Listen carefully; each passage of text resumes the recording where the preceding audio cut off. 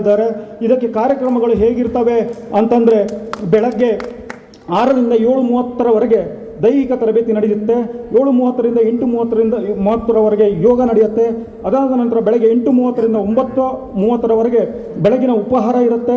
ಬೆಳಗ್ಗೆ 9:30ರಿಂದ 11ರವರೆಗೆ ತರಗತಿಗಳು ನಡೆಯುತ್ತೆ.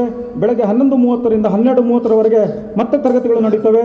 ಮಧ್ಯಾಹ್ನ 12:30ರಿಂದ 3:30ರವರೆಗೆ ವಿರಾಮ ಕೊಡ್ತೀವಿ. ಈಗ ತುಂಬ ಬಿಸಿಲಿರೋದ್ರಿಂದ ಮಧ್ಯಾಹ್ನ 3:30ರಿಂದ 4:30ರವರೆಗೆ ಮತ್ತೆ ತರಗತಿಗಳು ನಡೆಯುತ್ತವೆ. ಸಂಜೆ 4:30ರಿಂದ 5:30ರವರೆಗೆ ದೇವಸ್ಥಾನದಲ್ಲಿ ಸೇವೆಯನ್ನು ಮಕ್ಕಳಿಂದ ಮಾಡಿಸ್ತೀವಿ, ಅಭ್ಯರ್ಥಿಗಳಿಂದ ಮಾಡಿಸ್ತೀವಿ. ಸಂಜೆ 5:30ರಿಂದ 7ರವರೆಗೆ ಮತ್ತೆ ಬಿಡುವನ್ನು ಕೊಡ್ತೀವಿ, ಅವರು ಸ್ನಾನ ಮಾಡಿ ಮತ್ತೆ ತಯಾರಿ ನಡೆಸ್ಕೊಂಡು ಬರಲಿಕ್ಕೆ. ಸಂಜೆ 7ರಿಂದ 8:30ರವರೆಗೆ ಮತ್ತೆ ತರಗತಿಗಳು ನಡೆಯುತ್ತವೆ. ರಾತ್ರಿ 8:30ರಿಂದ 9:30ರವರೆಗೆ ಭೋಜನಕ್ಕೆ ವಿರಾಮ ಕೊಡ್ತೀವಿ. ತದನಂತರ 9:30ರಿಂದ 10:30ರವರೆಗೆ ರೋಲ್ ಕಾಲ್ ಅಂತ ಮಾಡ್ತೀವಿ. ಅಂದರೆ ನಾಳಿನ ಕಾರ್ಯಕ್ರಮದ ಬಗ್ಗೆ ಅವರಿಗೆ ವಿವರಣೆ, ತರಗತಿಗಳ ಬಗ್ಗೆ, ಯಾರು ತರಗತಿಗೆ ಬರ್ತಾರೆ, ಯಾವ ಕ್ಲಾಸ್ಗಳು ನಡೀತವೆ, ದೈಹಿಕ ತರಬೇತಿ ಹೇಗಿರುತ್ತೆ, ಹಾಗೂ ಲಿಖಿತ ಪರೀಕ್ಷೆಗಳು ಹೇಗೆ ನಡೀತವೆ, ನೀವು ಪ್ರಶ್ನೆ ಪತ್ರಿಕೆಗಳು ಹೇಗೆ ಬರ್ತವೆ, ಪ್ರಶ್ನೆಗಳು ಯಾವ ರೀತಿಯ ಪ್ರಶ್ನೆಗಳು ಬರ್ತವೆ, ಅದಕ್ಕೆ ರಿಲೇಟೆಡ್ ಆಗಿ ಪರ್ಟಿಕ್ಯುಲರ್ ಆಗಿ ಅಗ್ನಿವೀರು ಮತ್ತು ಸೇನೆಗಳಿಗೆ ಸಂಬಂಧಪಟ್ಟ ಪ್ರಶ್ನೆ ಪತ್ರಿಕೆಗಳ ಒಂದು ಕಚ್ಚಾನೋ ಇದನ್ನು ಬ್ಲೂ ಪ್ರಿಂಟನ್ನು ನಾವು ರೆಡಿ ಮಾಡಿ ಇಟ್ಕೊಂಡಿದ್ದೀವಿ.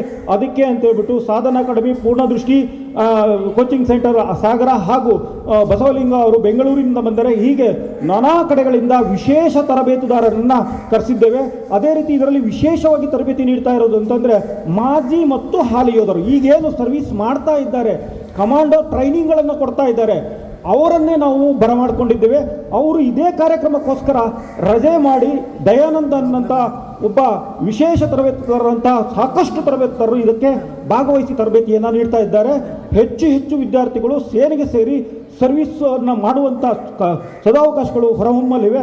ಅದಕ್ಕೋಸ್ಕರ ಈ ಒಂದು ಕೆಲಸವನ್ನು ನಾವು ಉಚಿತವಾಗಿ ಈ ಕ್ಷೇತ್ರದ ಮೂಲಕ ಮಾಡಿಕೊಡ್ತಾ ಇದ್ದೀವಿ.